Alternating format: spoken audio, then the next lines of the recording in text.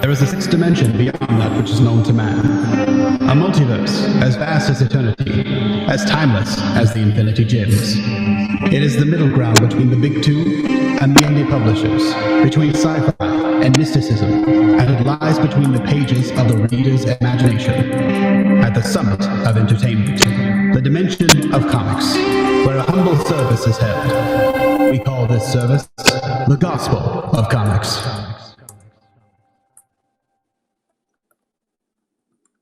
Well, hello everyone, and welcome back to the Gospel of Comics. I'm your host, the Church of Failure, and with me, as always, is my trusty co-host, Ayrton McCartney. How you doing today, buddy? Doing pretty good. I just found out this is going to be a pretty much spoiler-free review. Yes, pretty much spoiler-free. Like, I know some people might be getting it from Monster MD. Haven't read it yet. I don't want to give too much away. Okay, fair enough. We'll talk about the book. We liked about it, what we didn't, but let's not give too much away. All right, fair enough. But That'll be good. How you been doing this week, man? Oh, well, my weeks don't start till Wednesdays now, so it's still been my weekend, and been bored as fuck. How do your weekends keep getting like later and later and later?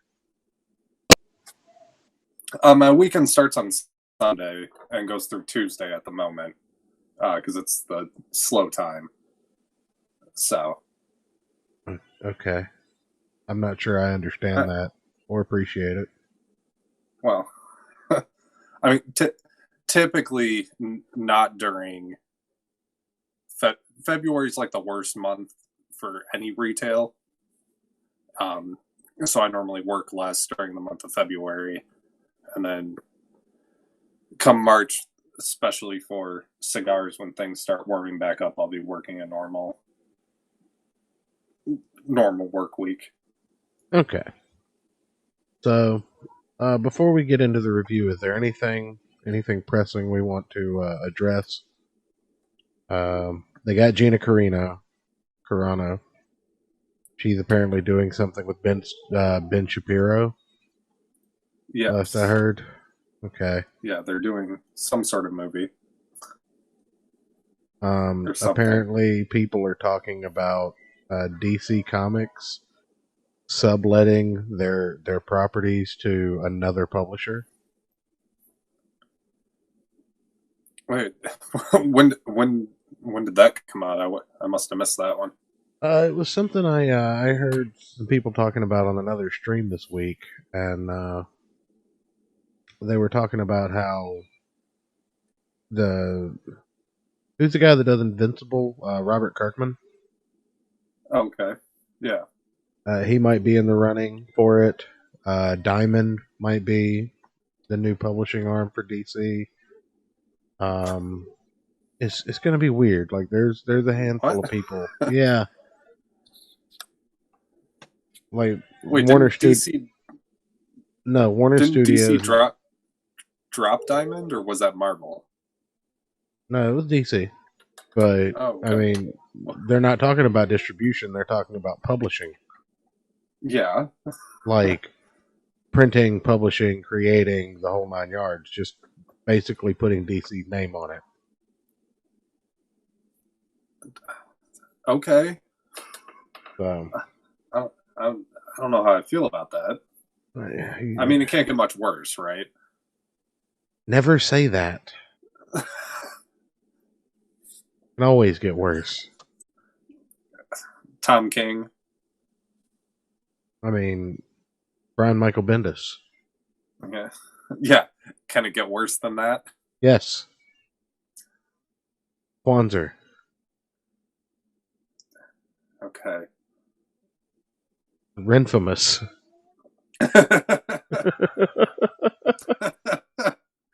I'm still not blocked by either of them on Twitter. Don't say that too loud. They'll find you. No, I don't know. Anything. I've been so checked out of comics lately because everything. There's some Xenotype drama. Oh yeah, that's right. Did you catch any of that? I don't know. I drink a lot. I saw a couple of people tweeting stuff out, but Einbreck filled me in kind of on like the nutshell of the drama going on with that the other night. I think before the show. I don't remember though. Okay. What's your 2 cents on that?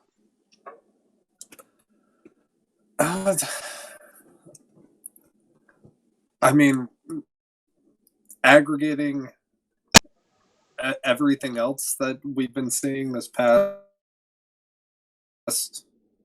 year of indie creators, I'm not really surprised.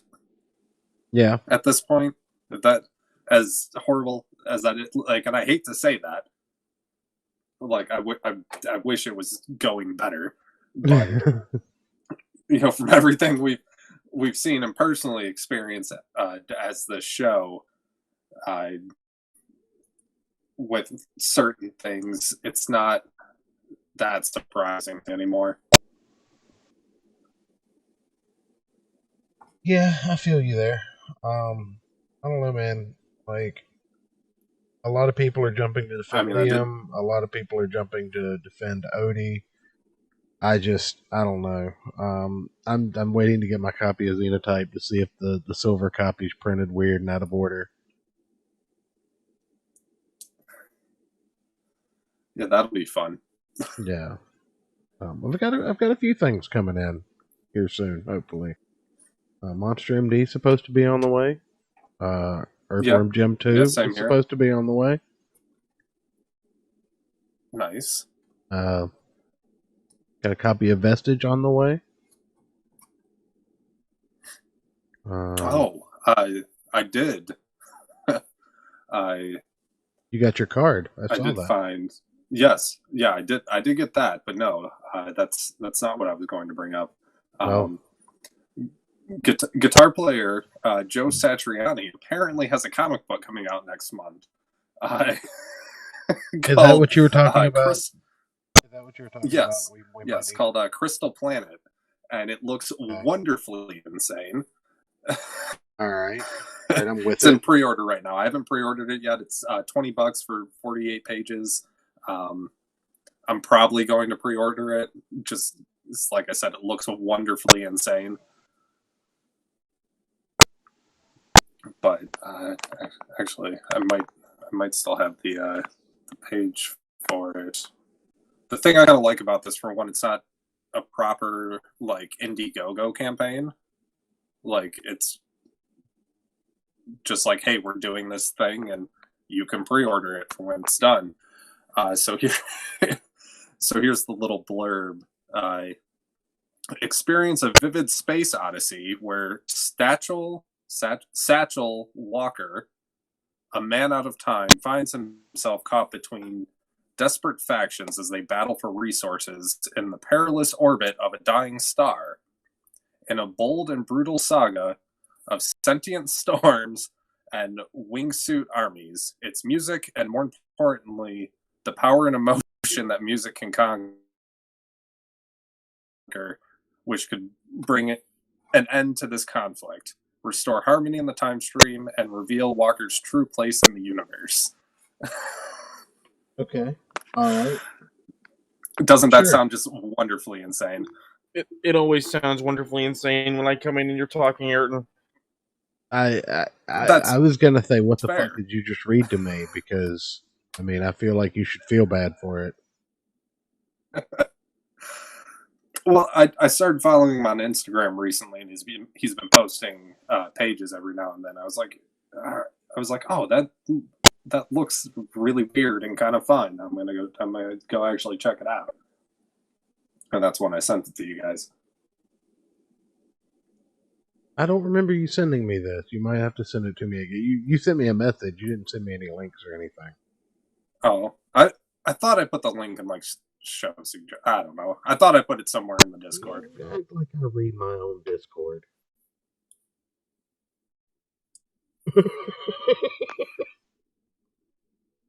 Why in God's name would I do something like that?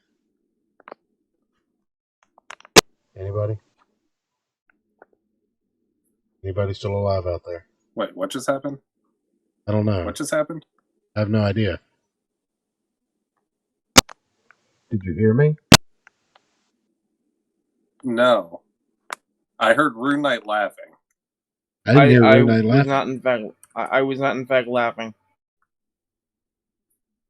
I think What the hell? I think someone just had a stroke. I wish I was having a stroke right now. Jesus I'm going to Christ, make a dude. phone call. I mean, just don't have a stroke on the show. I mean, this is a family program. Actually, it's not for children. Since when? Yeah, this is expressly not for kids. No, I didn't say for kids. I said for families, sir.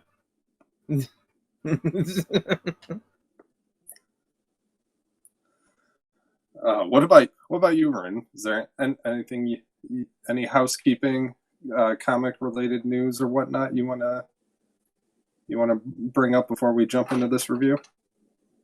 I mean, not specifically. There's a couple of things I put in the show suggestion chat. We have a huge backlog of discussion points that we have not discussed.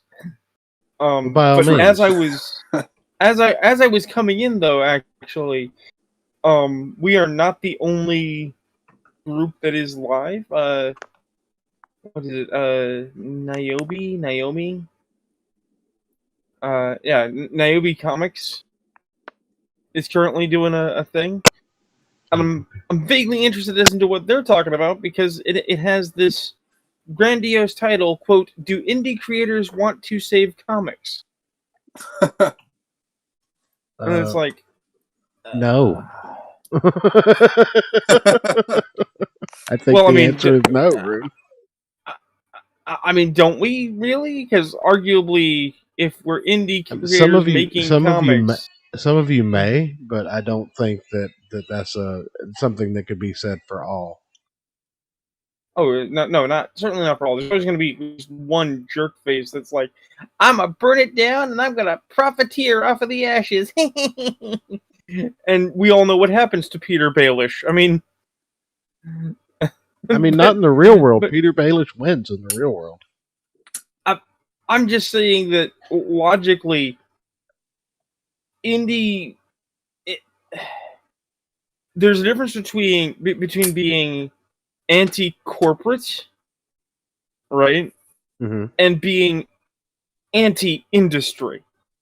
Right. If you're an independent comics maker, you want there to be a comic book industry because otherwise you're selling directly to private citizens and hoping you get paid. Oh yeah, but I mean, well, on the flip side, what we're seeing right now is the opposite, where you get paid and the private citizens hope they get the comic book. Right, which is equally bad. Yeah, equally bad. But I mean, we're not here to call names yet. Did you? No. Did you want to weigh in? You're not drunk enough for names yet. Did you want to weigh in on the Xenotype fiasco before we move on? I still don't understand enough about the Xenotype fiasco. I've heard the name Xenotype, and as I recall, it's a comic I don't read and I've never cared about. And the thing is that, like, that, at the risk of really tooting my own horn, that should tell everyone everything they need to know, because if I just don't give a shit to find out, it's probably not as great as many people assert it is. Because I know people that are diehard obsessed with certain comics and will tell you about how wonderful they are, and it's like, you know what, that sounds nice. Are you going to read it? No. That's pretty much how I do with. I was going to say that's what I do with every piece of like comic related media that people tell me about. Oh, you got to watch this show. No, I'm not going to do that. I'm just not going to be watching any shows. Thank you. Then why'd you make us watch half of the Watchmen show? That's because he enjoys your torture. Right, yes. And I also thought that might be better than it was. Yeah. The thing is that it's not even about quality of content at that level. It's about who's proposing it, right? Because I know a couple of comics people who told me, it's like, oh man, you got to check this out. and I've read them, and it's like, your comics taste is terrible. Why, you didn't like it? It's like, no, I hated it. It made me angry. You said it was a bad comic? No, it's a perfectly good comic. I hate what it has to say. And then people get really confused, like, what? There is a comic of some renown in the internet sphere that hinges on a character who is an avowed futurist. And this is a huge problem, because every time I have ever heard the term futurist used to refer to anything other than a specific kind of very pretentious author, it is a horrible thing. If your character's basic thesis is that they are so brilliant that they themselves can artificially induce the singularity to radically change what it is to be human, and that is an okay thing to just crush the little people not ready to evolve in your wake because it has to happen, and the author of your piece wants you to think that this is right, absolutely and unquestioningly, you failed at the concept of fiction. I didn't know Elon Musk had a autobiography coming out. I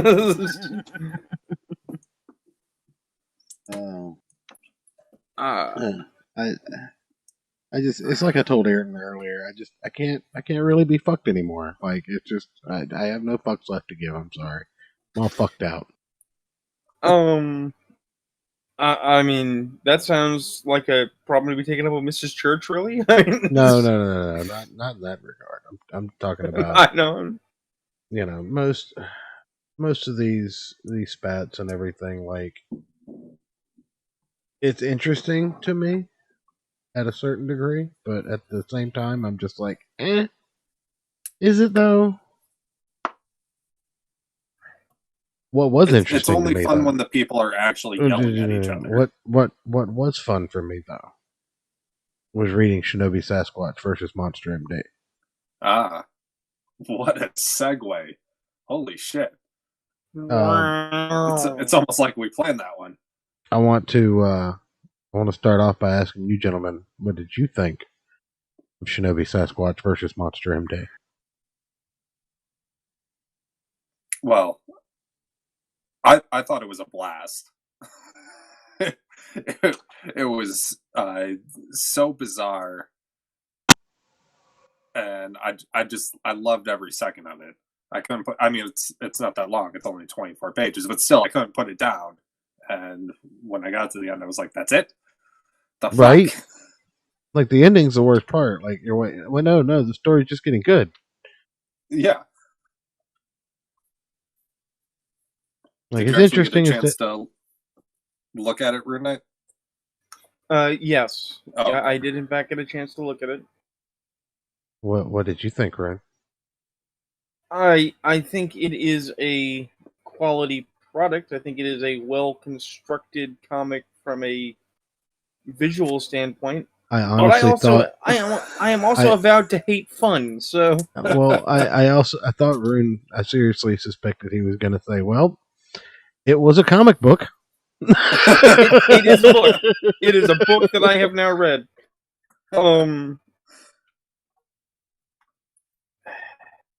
Why do you hate fun, Rune? Hold on. No. Before we go further on that topic, you were the one that told us we should read that Morbius series. Yes. So, just saying. Oh no, I grok it. Leagues better than that. Don't know about that argument. I haven't yelled once during this show. I mean, yet again, how much alcohol have you had? And it's the night is young. That's fair. Also, Secret Wars, Alan Moore. Mm-hmm. So, Church, how did this book remind you about Secret Wars? I'm glad you asked, Ayrton. Let me cue up my essay. So the art style, right? There was a mini-series in Secret Wars 2015. You actually have a reference? Of course, he has a reference. Also, there were tropes that were used in Secret Wars 2 by characters A and B. What the fuck do you think? Of course, I have references. Oh, Jesus. So, anyways, continue, RuneKnight. so here's the thing: is there anything wrong with this book? No, actually, not at all. There's nothing wrong with it in any way, shape, or form. Okay, it is not a bad book. So, if we're looking for, is this a recommendation? Yeah, sure. Put it in your list if you're looking for a fun afternoon and you want to read a book. On the other hand, for pretentious comic prats like us, it is in a realm of book that I have never particularly liked. There's this trend towards LOL random referential based comicdom, right? Where what we do is we take a trope, we take a concept like Sasquatch, and then we add another trope like ninja, and then we add another trope like jetpacks, and then we add another trope like dinosaurs, and then we add another trope like time travel. And if we just throw enough common concepts at it, He's also a werewolf. and Right? yeah, I saw that he's a werewolf, and then we parse it with sort of a tongue-in-cheek humor. It's supposed to be like somehow armored from criticism, like, but it's just fun. It's fun, but is it good? I would say that there's nothing in this book that wasn't necessarily done either better or with more fidelity than Dr. McNinja, TMNT, and it's not Doc Voodoo. There's a Doc Strange alike, where the joke is it's Brother Voodoo? No, it's a occult doctor who's also an actual doctor and does doctor things. Doctor The main Strange? No, Doc Strange is not a doctor. That's the thing. Yes, he Doc is. Strange is, no. Doc Strange is a surgeon, but he hasn't actually done medicine in decades. I was going to say, but he's still a PhD. He still gets the title. But the guy that I'm talking about in the book, I have to dig it up. Doctor Strange hasn't seen a patient in as long as Fauci. The guy that I'm talking about still wears the lab coat, and when he goes on a call to go deal with something occult, he takes a medical bag with occult gear in it, and he treats a given event like it's an actual medical thing. Like he put, if there's an exorcism, he's Marvel's magic house. He'll have his man Friday basically hold down the person, right, and be like, okay, patient presents with spitting green pea soup and head spinning. It must be a type 3 spirit. And it's like, okay, that's that appeals to me on a certain level. This has Mad Doctor, Invisible Girl, and a Sasquatch Ninja. But if you actually ask yourself, why are all these pieces here, and why does this bad guy matter? Fuck if I know. It's funny. That's some of it. That's really it's driving thrust. It was cute, therefore it was. I'm gonna take a little different spin on this. So at first, the first little interaction between the Doctor and Heidi, which I still love that. It's such a great pun. Felt like it was going to be that lol so random, but as I was getting into it, I read it more as irreverent, or not, irreverent, kind of like Groucho Marx, sort of just like nihilistic, just sarcastic, doesn't really give a shit about what's actually going on, is more how I ended up reading at least those character interactions between him and everyone else. He just doesn't really care unless it's benefiting him, and I kind of like that. It felt very, like I said, like Groucho Marx, sort of that old style of comedy. What I'm getting at though is like on this page 10 here, right? Hold on, They're let me get to going page to 10.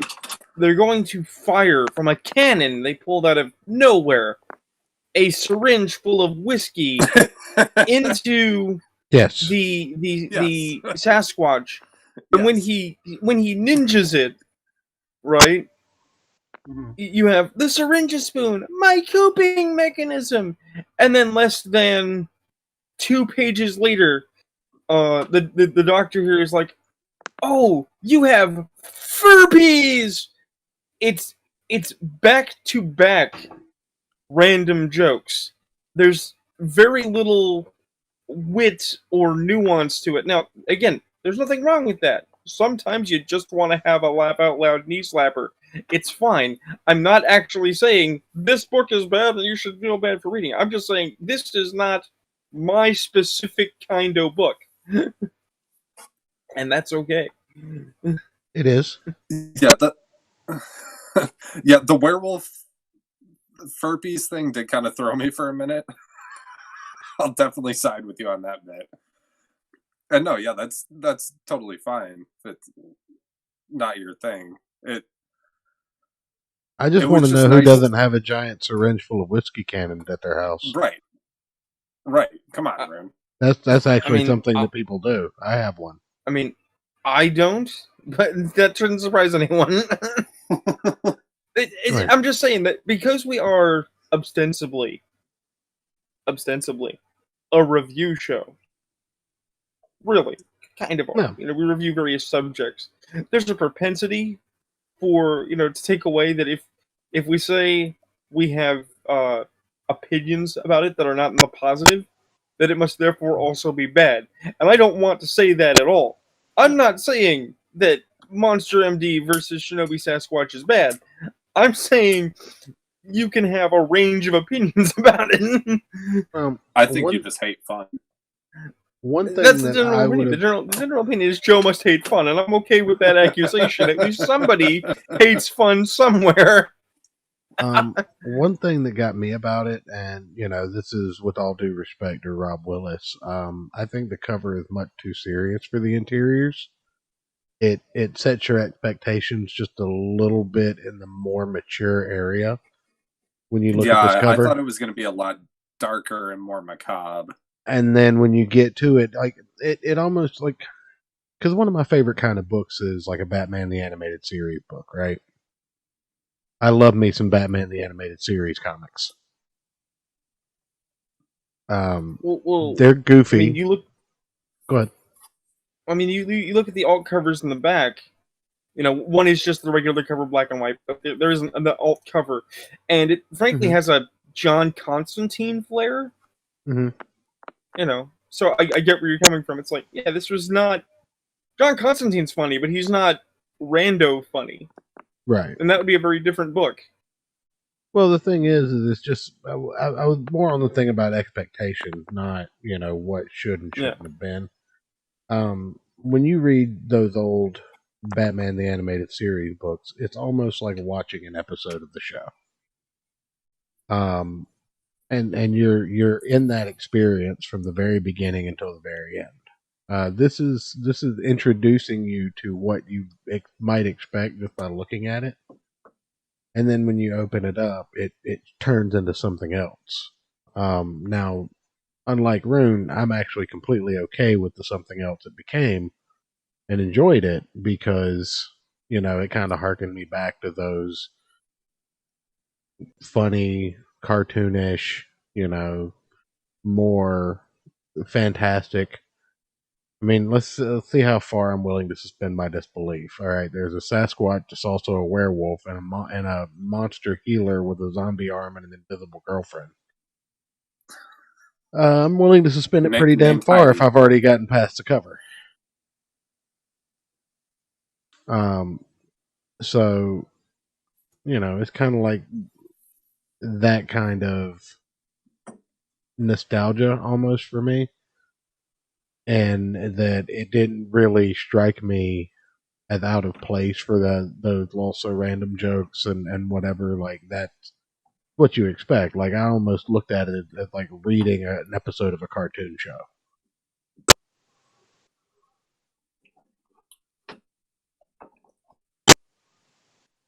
Yeah, I can definitely see that. I mean, my biggest takeaway is I just had fun reading it, Oh yeah, which I don't think I've done I just think that for the past several things that we've read for this show. well, I haven't had fun reading them. I do say that looking at the cover thing is a little bit jarring because like I said, you don't really know what to expect. You've got the Rob Willis art for Shinobi Sasquatch, which is ultra detailed, very 90s comic style with hyper detailing. And then you've got Von Klaus's style, which is much more cartoonish. And this was more in the category of Von Klaus's The Monster MD, his artist style. So it's kind of like when the X-Men go into an episode of Scooby-Doo, I think is a good way to describe it. Yeah. Like Wolverine shows up with Scooby-Doo, he's not going to like stick his claws into the quote-unquote monster when they go to unmask him. Yeah, it's an apt metaphor. But if Scooby Doo showed up in Marvel Comics, I'm pretty sure you'd get something really interesting about it. Which actually leads me to a bit of a segue. One place that they did do that is in Secret War. No, I'm just kidding. There's a series called Scooby Apocalypse that DC put out, and it's the Scooby Doo gang forms post-apocalyptically. It was during the Hanna-Barbera push that DC did there for a while. I enjoyed it. I mean, DC owns Hanna-Barbera. They might as well use that properties rather than put them back in the public domain, because that would be terrible. Yeah, all thanks, Scooby-Doo Mouse. porn. The mouse doesn't own Disney? What are you talking about? Or No, DC? No, the mouse defined a process of subverting copyright laws. Yes, so you can hold on to things forever. This is fair. I mean, not the law, but... And I just think Disney's like the worst company in existence, and I hate everything they stand for. So... Eventually, those antitrust laws will hit them. It will happen. Yeah, maybe. Disney will be the ones that write the laws then. I mean, you're talking about a point in the future where the next step is going to be the Star Wars Trek and the Star Trek Wars. Yes, exactly. That's exactly what I'm talking about. And we're going to be living in the United States of fucking Disney. Right, for a while, and then the aliens will come, wipe it all away, and then we'll restructure our government in a given way. Don't give me that kind of hope, RuneKnight. How dare you? Well, look, I mean, really, the only thing we have to actually survive long enough for is for when the aliens come to make all of our smartest people breed with their women. Again, don't give me that kind of hope. I mean, you've seen Futurama. You know what we're talking about. I hate all of you. Hey guys, it's me, Bender. I've been drinking since that book I was talking about, by the way, I took a minute to look it up, is called Witch Doctor. It's actually an image release from Kirkman's new imprint, or at the time new in 2011. Sky something? Skybound, yeah. And it in fact directly describes itself as House MD meets Fringe. I want you to think about something that we talked about before you got here. So there's some things brewing around the rumor mill. I haven't confirmed it yet, but Warner is in talks of passing on the DC licensing to another publisher. Well, it must be quite a rumor because we can't hear it. You cut out for a second. Did I? Yeah, Yeah. right when you were going to give the dirt, clearly, Fucking this is the Warner's tapped corporate into being me. like, hide it. Yeah, Corporate's tapped they're, into me. they're Okay. following. They're following you. All right, lean in, guys. Lean in real close. Put Okay. your ears, All right. put your ears right up Sure. next to the speakers. All right. All right. Disney or not Disney? I don't DC know why. I don't Comics. know why I leaned my ear up to my microphone. Sorry. Continue. Warner Brothers is going to potentially pass off their licensing to another publisher, and Skybound is in the running for that, as is Todd McFarlane, I think. I mean, obviously, time will tell, but I have heard rumors like of that sort of stuff before. I've heard people talking about how Marvel is going to shut down their comics making industry and just go full TV too. But I don't think they'll do it because that's literally putting money on the table and just leaving it there. And that is not in the corporate mindset. If there's money there, they'll pick it up, even if they pick it up with a, with a snow shovel and hot pads badly. Well, before we get far off topic, Shinobi Sasquatch, a lot of fun. You've gone out again, Church. I hate you all. Don't hate us. Hate Discord. I do hate Discord as well. Anyway, Shinobi Sasquatch versus Monster MD. I think it was a lot of fun. One main complaint that I have about it is in black and white. Color can make or break a book, and I don't think it breaks this book, but I think having a lack of color makes some of the artwork a little bit busy. Well, they don't really do anything with it, which I think is the nature of the issue. Because if they use the medium of having black and white for like heavy darks and more contrast, I think it'd be great. But yeah, like this would not be very hard to just flood fill color into. Right. I think the lack of color does cause a little bit of loss in the artwork. Man, Discord hates you today. Does it still? There you go. Yeah. I hate everything. We don't actually lose you. You just fade in and out. So you go from Really? talking perfectly normal, like you are right now, to either talking like you're in a wind tunnel or talking like you are very far away from the mic. No shit, and I haven't gotten that much further away from the mic. Like, I'm right up on it right now. I don't know.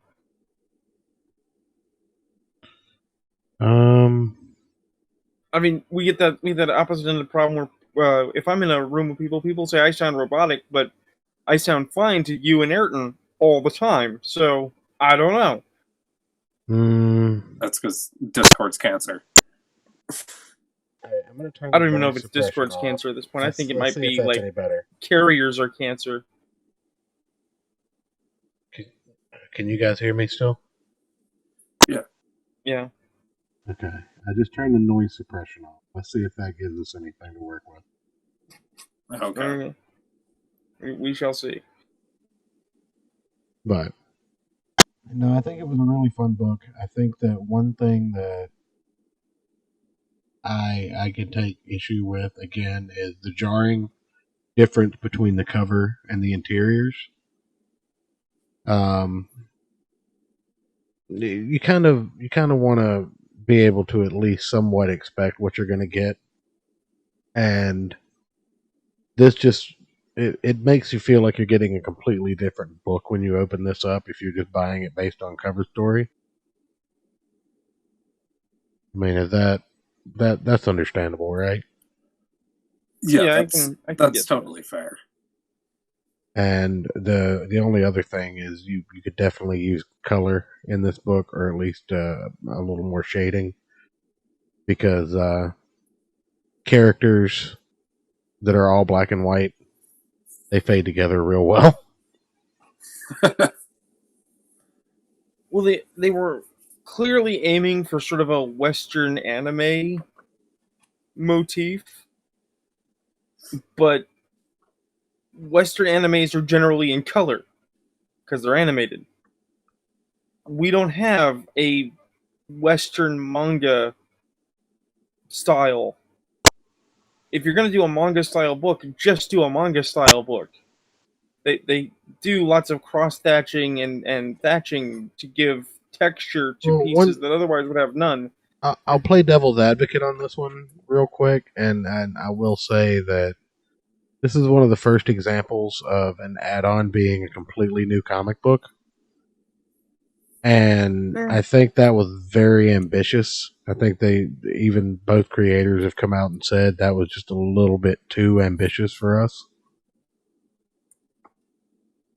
Because you had to just stop in the middle of production because you reached a stretch goal to add on more production. It's going to delay the book even further.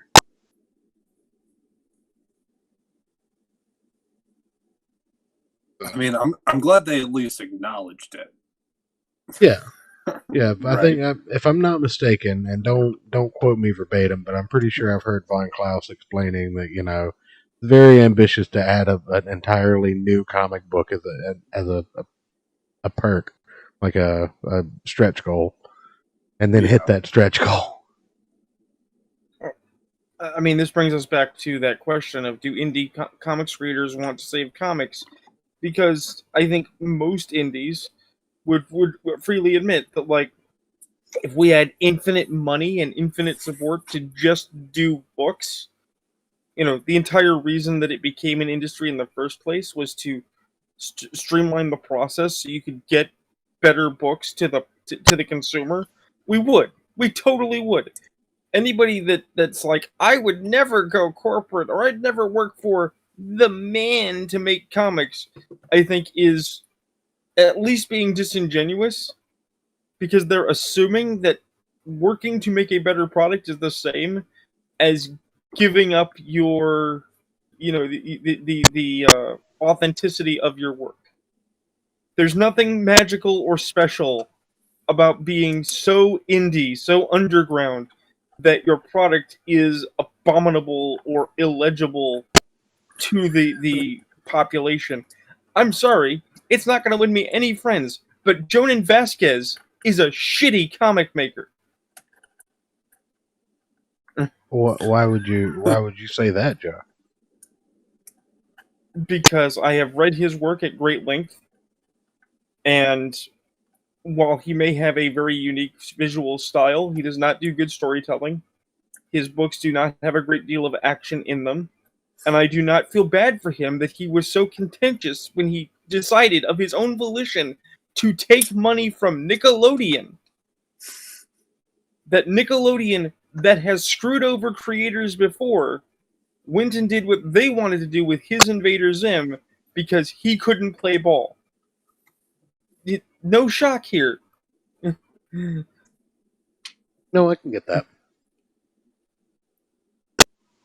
If you're gonna go major corporate, you have to understand that you are trading some of your indie cred, not abandoning it, but you are trading some of it for the good of the product to ensure that the consumer can get your product and hopefully get more of it regularly. If people like it, you want that corporate sponsorship. You really do.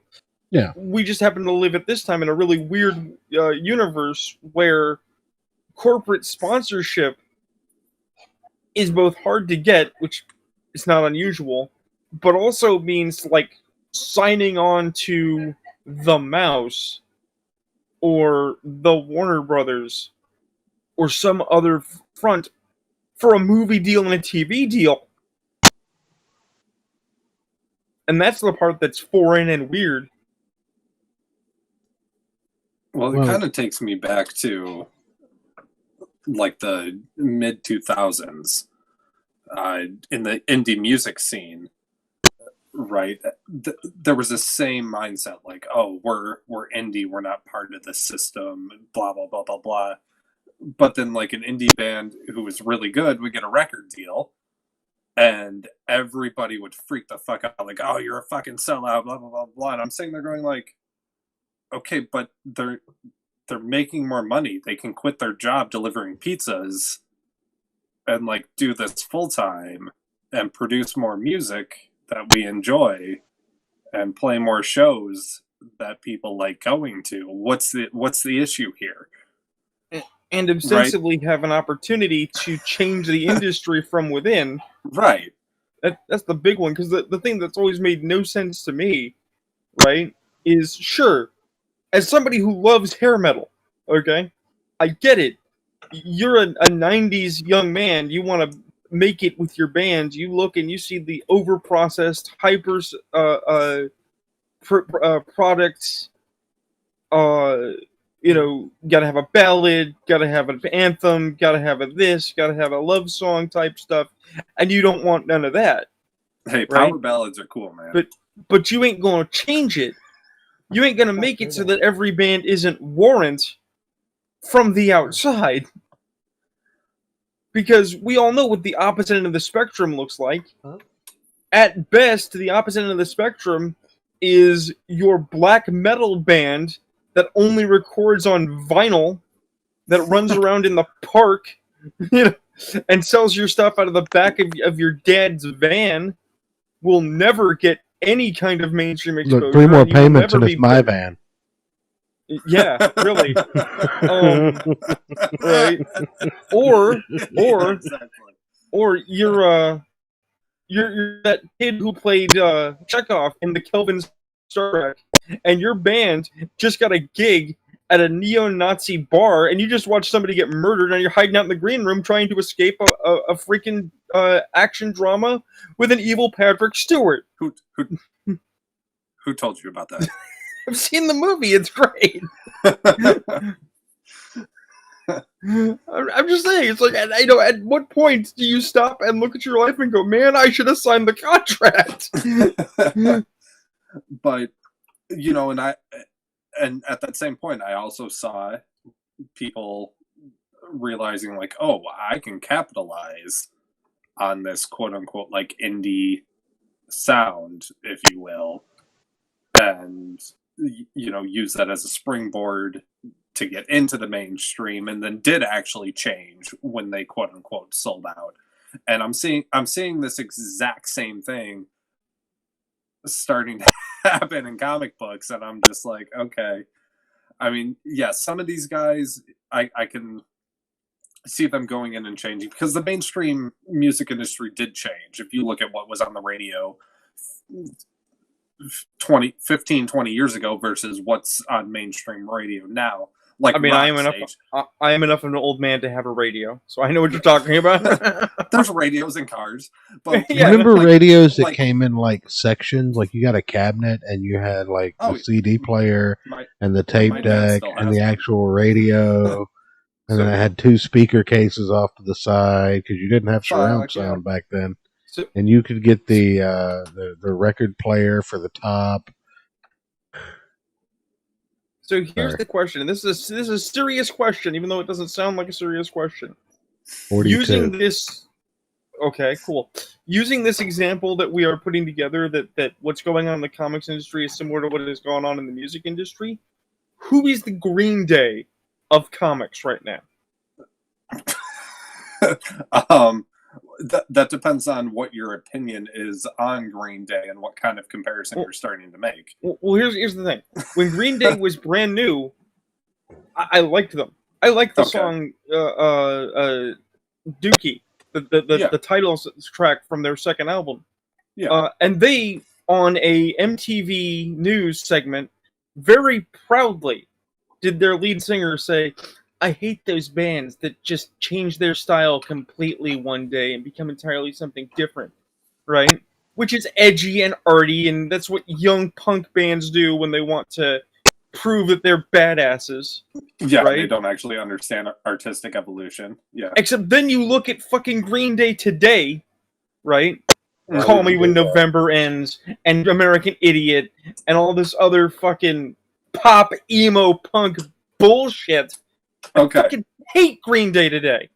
All right. And the worst part is, as I was saying to somebody... I have an answer now. Oh, no. As I was saying to somebody just last night, the worst part is that as much as I hate Green Day, I like the song American Idiot. It's fucking catchy. It gets in my brain and I can't forget it. I'm just over here with I'm just over here with a cork board and some thumbtacks and string, trying to figure out how the fuck we got here. Well, I would say, even though I would never really classify Green Day really as indie rock. Hello, everybody. Well, they want Welcome you to to the think- Gospel of Comics, where we're going to be talking about Monster MD and Shinobi Sasquatch 20 minutes later. So fucking Green Day, man. Jesus Christ. But No, here's the thing. Here's the thing, though. Green Day wants you to think they're indie. That's the thing. Yes. Okay. They Exactly. court that Okay. indie appearance. The sentiment, I get the sentiment Yeah. you're going at with this question. Yeah. And the answer to that in the current quote unquote indie comics industry, I'm putting that title on EVS. I'm gonna. Okay. All right, firing from the hip. Yeah. I turned my bass up, so now everything you guys say sounds awesome. I mean, look, I'm basically the bassist in this three-piece. Maybe I'll sound better if I just stand behind the amp. No, but really, I mean, I know we don't typically call out individual people much, but we have called EVS out on some stuff, which makes me feel comfortable saying this. But he is a comic book pro, essentially, technically, posing in this indie vein. Oh no, he's not doing that anymore. See, he's already done the damage and moved on. Well, Yeah, no, that he- was. Yeah, he Well, came that's in. what we're and talking about.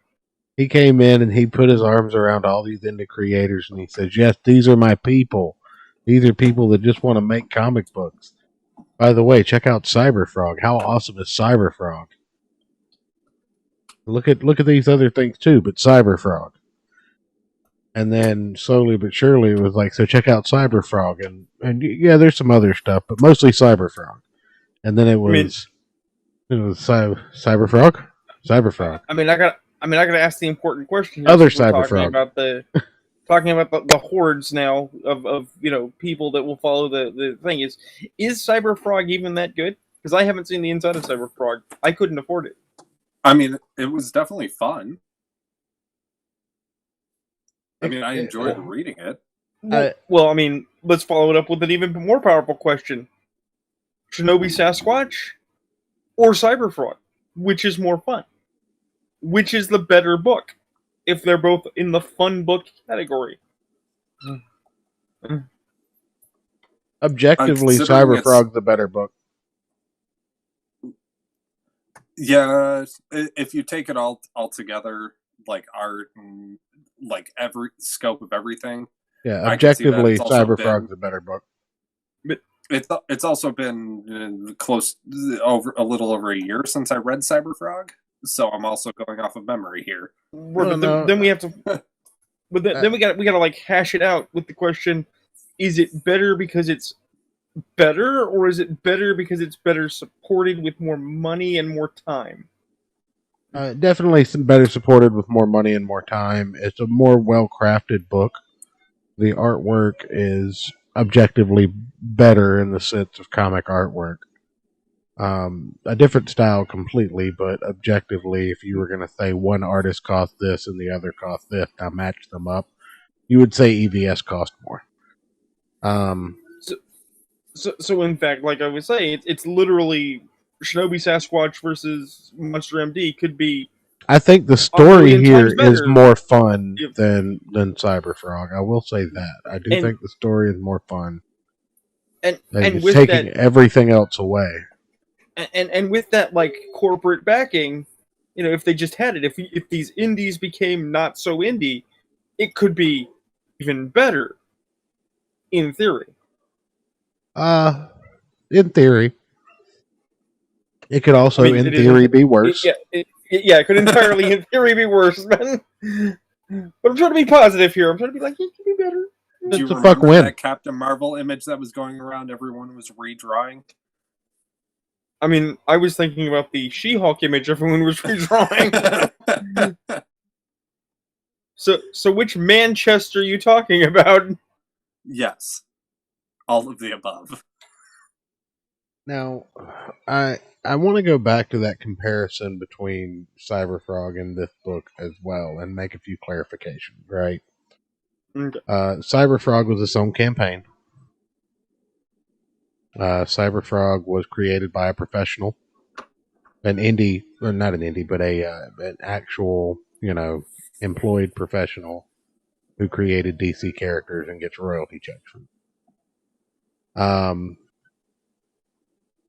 In that vein, you take the production time into account. This was an add-on that started halfway through a campaign where one was the basis of the campaign. And I think you've got a few points handicap to stagger with. And I think it becomes a much more even ballpark. That makes sense, right? Yeah. No, that's 100% true. I don't actually assert that it is a necessarily fair comparison to go, well, Cyberfrog versus Right. I mean, I will objectively say that if you had to put them up side by side as who's gonna which comic is gonna get more votes is better, Cyberfrog will. Well, because see, I kind of jerk that we go, okay, so like if Cyberfrog is so good, what do we put Cyberfrog up against TMNT? Which is the better book? And I think most people would say TMNT, and not just because they are children who grew up with the cartoon, but because TMNT has pedigree. It has proven its success rate. Well, I mean, $1 million comic ain't nothing to laugh at. So, but in any event, final thoughts on Shinobi Sasquatch versus Monster MD before we shut this down? We're shutting down for. We got more things to talk about. What are you talking about? What do you want to talk about? Well, we got to talk about Dr. Doom's getting married. We don't need to talk about that. Okay, so what about the tell-all some asshole's been writing about Stan to desecrate his corpse? That's not actually a thing that's happening. We're going to pretend like that's not actually happening. Okay. Blood pressure that's probably the wise thing. Okay, we'll just pretend that's not happening. Keep it on something. What about this book that Ayrton dropped in the suggestions here? We talked about that before you got here. Oh, I missed it? Okay, cool. Yeah. Not cool that I missed it. Cool that it's been addressed. Yeah. No, you can briefly touch on it again. When you jumped in. Okay. Basically, it's just an acid trip in comic format. Yes. It's a space acid trip about a cosmic guitar playing superhero from Joe Satriani, and it looks wonderfully insane. Wait a minute. Space guitar playing super, so like a Silver Surfer alike, but with a guitar instead of a surfboard. Yes, is this just Captain Love? Well, but it might be better. Sorry, Drew. But no, I mean, I'll let you guys fight on that one. Well, okay. So, Satriani is actually he is a comic book fan. He has an album called "Surfing with the Alien" that has the Silver Surfer on the cover of that album. So, I'm not surprised that he's coming out with a book. Stephen King wrote Doom's Cape and Harry Potter Snitches into the Dark Tower series. Yeah. I'm just saying, it follows in line with his kind of like style and the things he likes outside of music, which is why I'm intrigued by it. And like I said, it looks wonderfully insane. All right. I appreciate that on the same website where you can see this product and possibly buy it, he's apparently got some kind of deal with a company called Fig Biz. And there's a Crystal Planet action figure as well. Just in case you desperately need this character in your collection. Because I'm still a kid at heart. My brain is totally like, I like action figures, and I totally like action figures of my favorite comic characters. If you get an action figure of your character, you're doing it all right. like I said, wonderfully insane. I gotta see this action. What are you gonna do with your Crystal Planet character, Joe? It's like, I'm gonna have him whap Spider-Man in the back of the head with a guitar. Just there I am at my desk with little action figures. Going, Hey, there's a not Emperor Palpatine figure. a Palpatine. Yeah. Sweet. See. Oh, you can get Bill F. Preston Oh action yeah, figure. you can actually get a playset with the booth, just in case you need to introduce your action figures via teleport. I'm just saying, man. We might have stumbled onto something here. What you mean? What can I say? We need more indie action figures? Yes. I just didn't know I needed Bill and Ted action figures until today. Oh, I knew you did the second I saw them. It's like, no, because I arguably need them. I just don't have the money for it. Hey, Go ahead. Look, my housemates moved and they left behind a bunch of stuff, so I have inherited an Edward Elric action figure, and I keep it next to my Edgar Allan Poe action figure.